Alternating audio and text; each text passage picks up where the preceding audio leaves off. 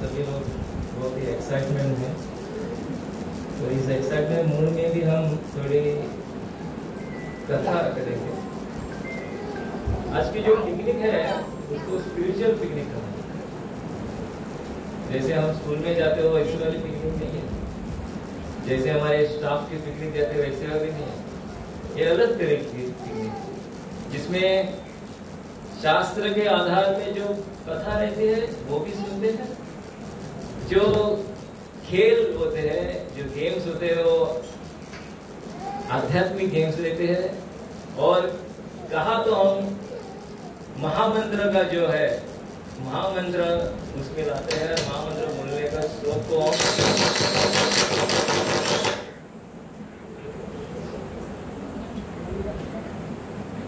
खेल कूद में भी हरिनाम लेने का एक मौका देते हैं।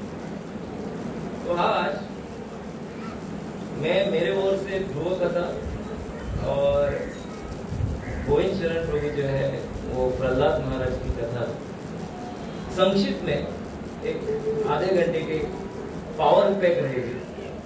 तो मैं कोशिश करूंगा कि ध्रुव महाराज की जो कथा है, जो कथा एक छोटा सा नन्हा सा बच्चा जो 5 साल का है उसके बारे में है, और प्रहलाद महाराज की भी कथा वैसी है, 5 साल का नन्हा बच्चा। और दोनों बच्चे जो है, जैसे कि मेरे सामने सब बच्चे बैठे हैं, बड़ी तीव्रता से हरिनाम गा रहे हैं, उसी तीव्रता से ध्रुव महाराज भी और प्रहलाद महाराज भी। तो सुनेंगे उत्तरापाद जो राजा था उनकी 2 रानियां थी, 2 पत्नी।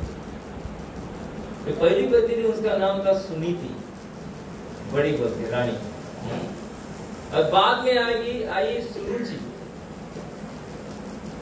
केवल नाम से ही पता चलता है दोनों रानियों का नाम था, एक सुरुचि और सुनीति।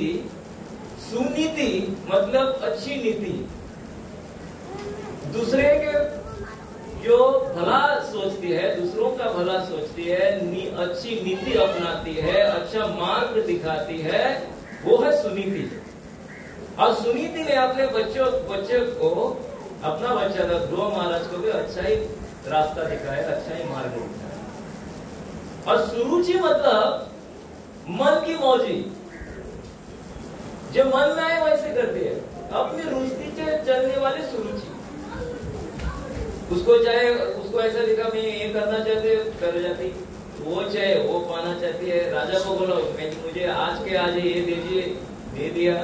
जब वो पहली बार घर में आई, आते वक्त में क्या बोला, सुनीति को महल से बाहर भेजी, और महाराज ने सुन लिया, उत्तरापाद ने सुन लिया। ऐसी है सुरुचि। तो बहुत बार मैं जब ध्रुव कथा बोलता हूँ तो हमारे जो सब महिलाएं जो बैठे हैं वो सब सुनीति, सुरुचि कोई नहीं है। आज दिखाना भी बस आप सुरुचि। थोड़ा बहुत आपको खेलने को मिलेगा, तो महिला अलग रहेंगे, पुरुष अलग रहेंगे, उस वक्त आप दिखा सकते हो अपने रुचि क्या है। तो उत्तरापाद जो थे, जो वे प्यार करते थे सुनीति से, पर उससे भी ज्यादा बहुत प्यार करते थे सुरुचि से, बहुत प्यार, बहुत रुचि थी सुरुचि में। और उसका बेटा जो था उत्तम, बेटा उत्तम, पर सुरुचि उत्तम नहीं थी। तो उत्तम को लालन कर रहे थे। लालन करना मतलब उसको प्यार से गोदी में लेना, उसका चुम्बन लेना, उसके सिर पे हाथ रखना, उसको जो चाहे देना, जब खाने की बात रहती है खाना परोसना, सब करते थे। राजा होकर भी सब करते थे। ऐसे थे उत्तनापाद, उत्तम के पति। तो उत्तम को गोदी में लेके वो लालन कर रहे थे, और लालन करते करते 5 साल के बेटे जब खेलते हैं ना, तो उधर भी ध्रुव महाराज थे खड़े। उसको भी लग गया कि मेरे पिताजी में महाराज हो तो क्या है, वो मेरे पिताजी है। उसको भी एक इच्छा हो गई कि मैं भी उनके गोदी में बैठ सकूं। तो वो इच्छा प्रकट कर रहे, चेष्टा कर रहे, ऊपर चढ़ने की चेष्टा कर रहे। महाराज को दिख रहा अंदर से उसके इच्छा हो रही है, बहुत इच्छा हो रही है, पर क्या है कि बाजू में बैठी है सुरुचि, और सुरुचि को पसंद नहीं है। क्योंकि गांव में ऐसा था, सबके दिमाग में ऐसा चल रहा था कि ध्रुव महाराज जो बड़ा बेटा है, और आगे जाके राज्य गद्दी किसको मिलेगी, ध्रुव महाराज को ही मिलेगी। यह विचार सुरुचि को पसंद नहीं था, और हर बार सुरुचि सोच रही थी कैसे उसका जो बेटा है उत्तम को राजगद्दी मिले। उसी कोशिश में और उसी मार्ग में, उसी नीति में, मार्ग में वो जा रही थी, इसलिए अपनी रुचि से जा रही थी।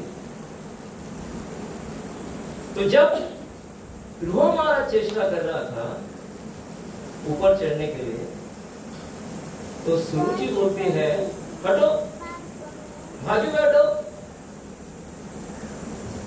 आप उत्तमपाद राजा के गोदी में बैठ नहीं सकते। जब ध्रुव महाराज यह सुनता है, फिर भी वो कोशिश जारी रखता है, क्योंकि उसको पता है उत्तमपाद उसका पिताजी है। फिर भी जा रहे, वो बोलता हटो, आप बैठ नहीं सकते। तो वो बोलता है, ध्रुव महाराज पूछते हैं क्यों नहीं, ऐसा क्या है कि मैं राजा की गोदी में नहीं बैठ सकता। तो सुनो क्या सुरुचि बोलती है। सुरुचि बोलती है,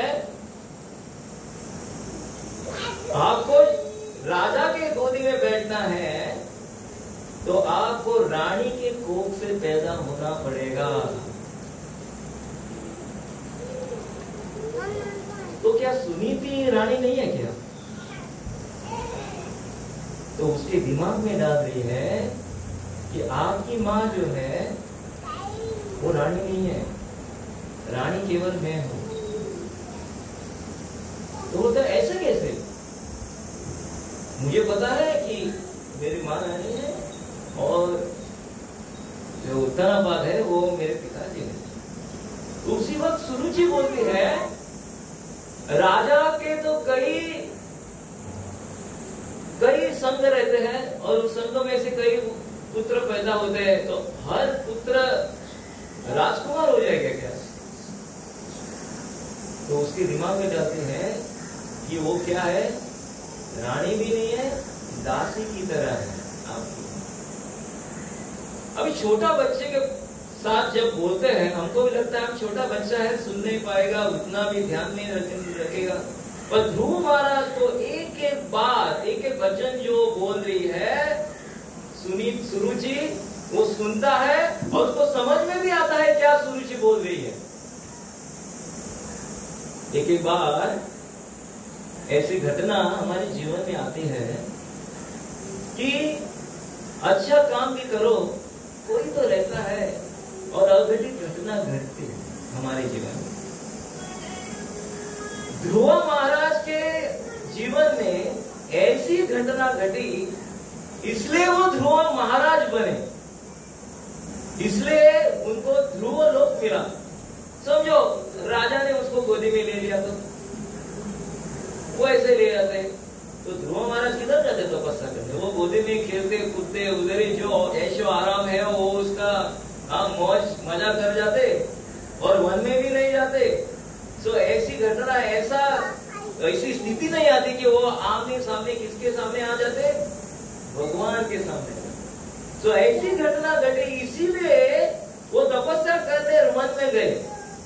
इसी तरह हमारे भी जीवन में ऐसी घटना आती है, घटना घटती है कि जिससे कि भगवान ही कर जाते हो, प्लानिंग रहता है, भगवान का ही प्लान रहता है, योजनाएं भगवान की रहती है, जिससे कि वो और पास आए। हमको दिखता है अरे क्या, अभी 2 दिन पहले भी पोस्ट आए, सब गवर्नमेंट है, सब भरेंगे। 125 है तो पूरे 10,000 लोग भरेंगे, और 10,000 में 125 सिलेक्ट हो जाएंगे। बाकी को दिखता है अरे मेरा तो लाइफ गया, क्या हो गया, हाँ ये मेरा सगे संबंधी था इसलिए मुझे कुछ नहीं कर रहे। पर जिसको सिलेक्ट नहीं किया गया ना, ऐसे प्रतीत होता है, ऐसे हमने देखा है, जिसको सिलेक्ट नहीं हुआ वो आगे जाके बड़ा बिजनेसमैन बन जाए, क्योंकि वो और अलग तरीके से कोशिश करता है और अपना बिजनेस स्थापन करता है।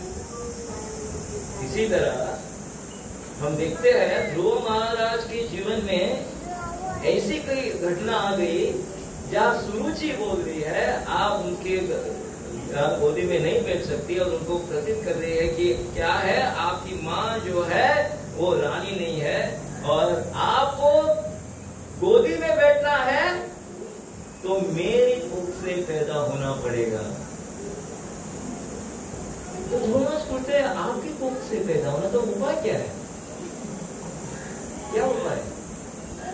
एक बार दुश्मन भी जो होता है ना, वो अच्छी बात कह के जाता है। उसी तरह सूरज के मुंह से क्या आता है, आपको क्या करना पड़ेगा, परम पुरुष की पूजा करनी पड़ेगी। आपका मन जो है परम पुरुष में लगाना पड़ेगा, ध्यान करना पड़ेगा। वो बोले परम पुरुष की बात कर रहे हैं, वासुदेव की बात कर रहे हैं, अन्य किसी देवता की बात नहीं की उन्होंने।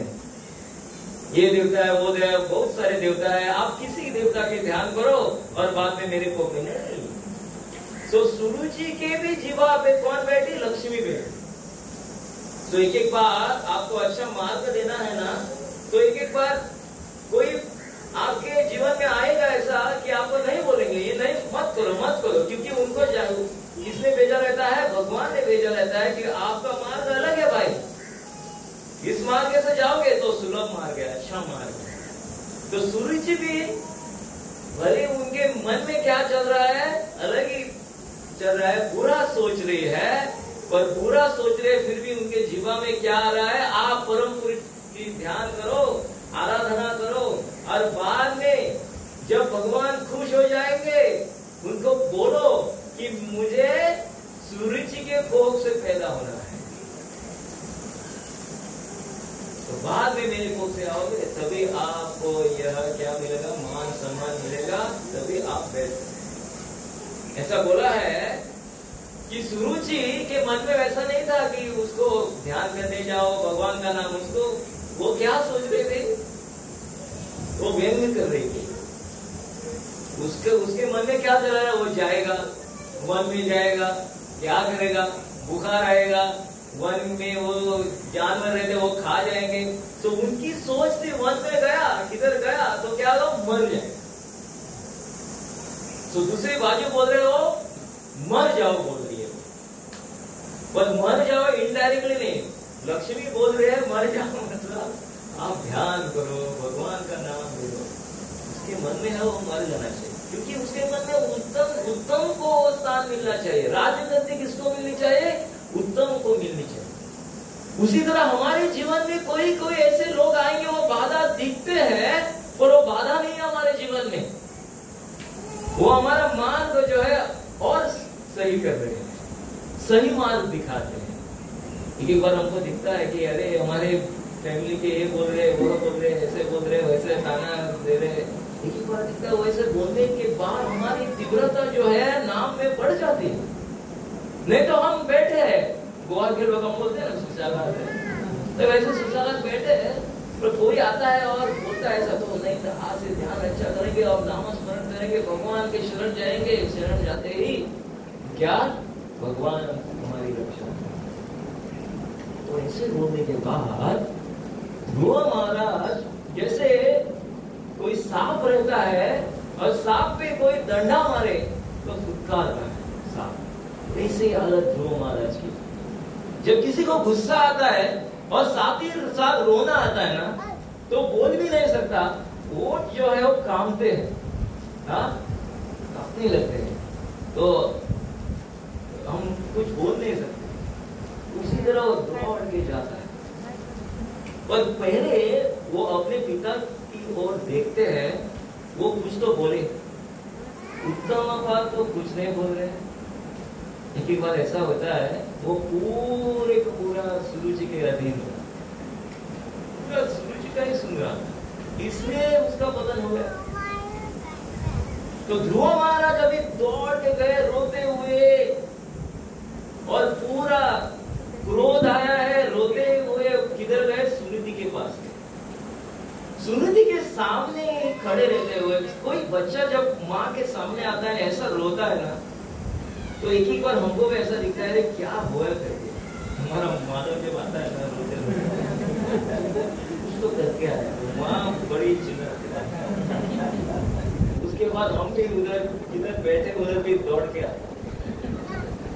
तो ऐसा कुछ ध्रुव महाराज रोने लगा, रुदन करने लगा, विलाप करने लगा। तो माँ को कुछ पता नहीं चल रहा है, सुनीति को कुछ पता नहीं चल रहा है क्या हुआ, क्या कहना क्या चाहते हैं, कुछ कह नहीं पा रहे हैं। और उधर के जो काम करने वाले थे वो गुजर रहे थे, तो उन्होंने सुनीति को बताया कि ऐसा ऐसा हो गया। तो सुनीति यह सुनी के ना, ध्रुव महाराज सोच रहे थे मैं सुनीति को बताऊंगा, और सुनीति क्या करेगी पहले, थोड़ा ध्यान से सुनेगी, कुछ तो मार्ग दिखाएगी, ऐसा सोच के आए। ऐसा ही हुआ, और पहला सिचुएशन देखो क्या हुआ। तो सुनीति अभी विलाप कर रही है, शास्त्र में उल्लेख है विलाप और रुदन। विलाप में क्या है, कोई विलाप करता है, वो वर्णन करके जो रोती है उसको बोलते हैं विलाप। कोई घर में अघटित घटना होती है, कोई गुजर जाता है, तो हम ज्यादातर लोग विलाप करते हैं, उसको वर्णन कर करके रोते हैं। और दूसरा है रुदन, सिर्फ रोना, जोर जोर से रोना। तो सुनीति विलाप कर रही है किस पे?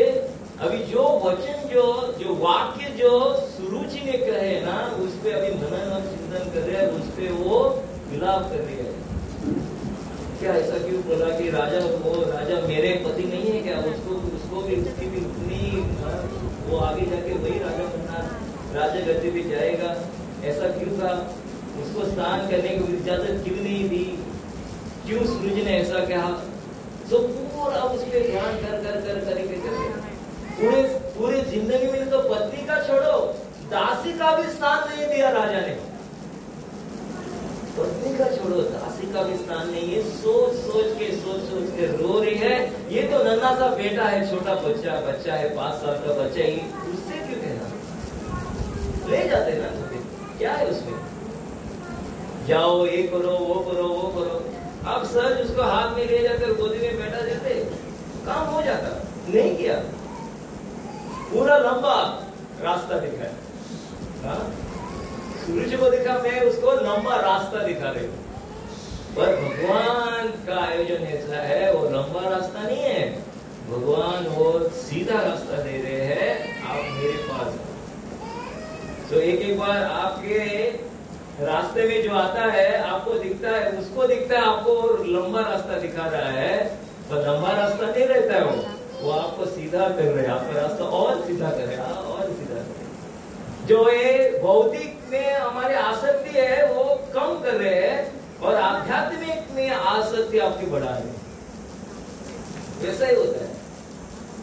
तो पूरा विलाप कर रही है, आंसू वो भी रो रही है, और ध्रुव हमारा भी रो रही है। ध्रुव को गोदी में लिया, ध्रुव को गोदी में ले लेके रो रही है। शास्त्र में वर्णन है, जो भी वाक्य का वर्णन कर रही है उस पर ध्यान मनन नहीं कर रही है, वैसा नहीं करना चाहिए। जैसे कि एक उदाहरण दिया है, हाथी जो रहता है, हाथी, और हाथी पे जो आदमी बैठा है, जब हाथी गांव में आता है सब कुत्ते भौंकते हैं। हाँ, गली के कुत्ते भौंकते हैं। कहाँ लेके भौंकते हैं? पहले पहले आगे रहते हैं, तो बाद में हाथी को देखते हैं, दौड़ के अंदर जाते हैं हमारे अपने घर में और उधर से भौंकने लगता है। आगे आगे नहीं भौंकते। हाँ, पर सब कुत्ते भौंकते हैं तो हाथी चलते रहता है। हाथी ने सोचा, समझो सब भौंकने वाले कुत्ते उसको पूछूंगा क्यों भौंक रहे हैं, क्यों भौंक रहे हैं, क्यों भौंक रहे हैं, तो क्या होगा? हाथी थक जाएगा। ऐसा करने गया हाथी तो हाथी थक जाएगा। हाथी का काम है चलते ही रहना, कुत्ते भौंकते ही रहेंगे, ऐसा वर्णन है। तो जब कोई ऐसे बात कहता है ना, उसी बात पे आप मनन चिंतन करते ही रहते हो ना, तो अपने आप को आप दुर्लभ करो, अपने आप को दुर्लभ क्या था? दुर्लभ दुर्लभ क्या होता है?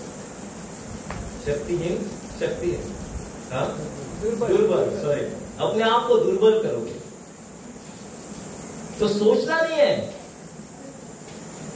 और दूसरी बात, अभी ध्रुव महाराज से जब बात करने शुरू करती है, अभी तो विलाप कर रही थी, अभी ध्रुव महाराज को पहली बात बोल रहे, सुनो सब महाराज सुनो, क्या बोल रहे सुनो। हे ध्रुव, अभी बोल रहे किसी के बारे में, खास करके आपकी सौतेली जो माँ है उसके बारे में अमंगल मत सोचो, उसके बारे में बुरा मत सोचो, ऐसा नहीं सोचना चाहिए। वो मैं दुर्भाग्यशाली हूं, पूर्व जन्म में कोई तो ऐसा काम किया रहेगा, इसलिए ये सब घटित, ये सब जो आ रहा है मेरे जीवन में आ रहा है और तेरे भी जीवन में आ रहा है। कोई पाप है इसलिए ये आ रहा है हमारे जीवन में, वो तो निमित्त मात्र है, उसके बारे में अमंगल मत सोचो, उसका भलाई सोचो। और उदाहरण देते हैं, सब जो कोई बुरा करता है ना तो उसका रिएक्शन आता ही आता है, उसके और आएगा, फिर से भुगतना ही पड़ेगा उसको। उसी तरह हमारा है, जो हम बुरा काम किए थे ना वो भुगत रहे हैं, तो हमारा ध्यान उसमें नहीं है। पर जो सुरुचि ने कहा है ना वो सही रास्ता है। उसने क्या बोला? सुरुचि ने बोला, क्या बोला आपको? कि आप परम पुरुष की ध्यान करो, आराधना करो, उसकी पूजा करो, और उनकी पूजा करने के बाद जब वो खुश हो जाएंगे, आप कृपा बरसाएंगे, तभी आपको जो चाहिए मिलेगा, वही करना पड़ेगा। ध्रुव महाराज सुनते ही रहे, ऐसी कैसी माँ है। पहले वो सोच आ रही थी ना, तो एक बार ऐसा होता है, ऐसा क्या है, मैं तो रानी हूँ, मेरा तो हक तो बनता है, चलो पंचायत बुलाएंगे, सबको बुलाएंगे, सबको बुलाएंगे, सबकी राय मांगेंगे और सबकी राय से हम आगे चलेंगे। किसका स्थान क्या है वही के वही तय होगा।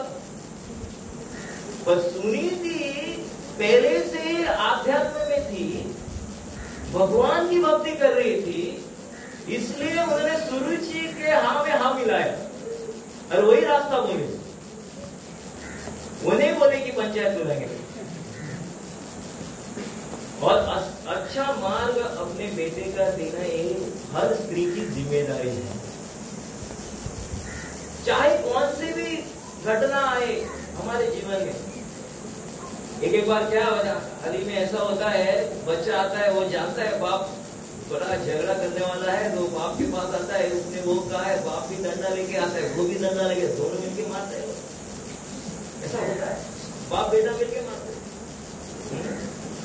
अपना पड़ोसी है उसको मारते हैं, और कौन है उसको मारते हैं। तो लास्ट में एक ही देखेंगे कि जब सुनीति ध्रुव महाराज को बोलती है क्या कि आपको किधर मिलेगा, वो पूछते हैं किधर मिलेंगे परम पुरुष वासुदेव, किधर मिलेंगे, वो बोलते हैं वन में मिलेंगे। पहले पहले जब साधु संत रहते थे, वो भगवान की प्राप्ति के लिए किधर जाते थे? वन में जाते, क्योंकि उधर शांति रहती थी, उधर ध्यान करके तपस्या करके पूरी तरीके से भगवान का नाम लेके वो भगवान की प्राप्ति करते। उसी तरह सुनीति भी उनको एक बोल रहे हैं कि किधर जाना पड़ेगा? वन में जाना पड़ेगा, और वन में भी वन में ही आपको प्राप्त हो जाए। कौन सी माँ है कि आप अपने जो बेटा है 5 साल को उसके बोल रहे कि आप वन में जाओ तपस्या करो? कोई नहीं कहे, पर सुनीति जानती थी। और गुरु महाराज दृढ़ निश्चयी थे, उन्होंने निश्चित किया कि मैं वन में जाऊंगा और भगवान का। उसी हिसाब से वो जाते हैं, और बीच में उनको नारद मुनि मिलते हैं। नारद मुनि भी उनकी चेष्टा करते हैं, ऐसे उनके कहते किधर जा रहे हो? इतना नन्हा सा बच्चा है, क्या करोगे? किधर जा रहे हो? बोल रहे मैं परम पुरुष की प्राप्ति करने जा रहा हूँ। किधर? वन में। वन में जाओगे तो वो जानवर है, वो कहाँ जाएंगे? चींटियां है, वो सो नहीं सकेंगे। कहाँ सोओगे? क्या करोगे? ऐसी उसकी मजाक उड़ाया है। तो गो महाराज कह रहे हैं नहीं, मुझे मेरे पिताजी से ही ज्यादा क्या रईस बनना है। क्या इच्छा से जाते? देखो भगवान उधर प्राप्त करके मैं क्या मांगूंगा? बहुत पैसा मांगूंगा, एकदम क्या रईस होना चाहिए। और बाद में आप देखिए तो जब भगवान मिलते हैं तो बोलते हैं जिसके खोज में आया था वो कांच के टुकड़े के जैसा, क्या मिल गया मुझे? हीरा मिल गया।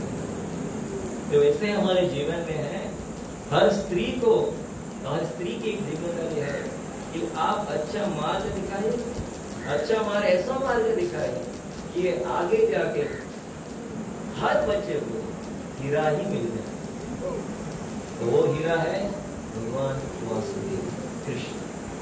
तो आज हम इधर इकट्ठा हुए कि हमारा संबंध जो है वो और भी दृढ़ हो जाए, और हम आगे जाके भक्ति में प्रगति करें, ना कि झगड़ा करें। तो संबंध अच्छा करने के लिए तरह है, संबंध तोड़ने के लिए नहीं है। वही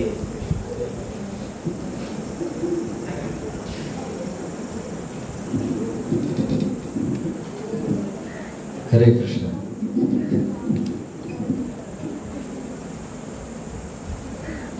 तो कार्यक्रम को शुरू करने से पहले मैं एक मैसेज आपको सुनाना चाहता हूँ। किसकी आवाज़ है वो आप पहचानिएगा।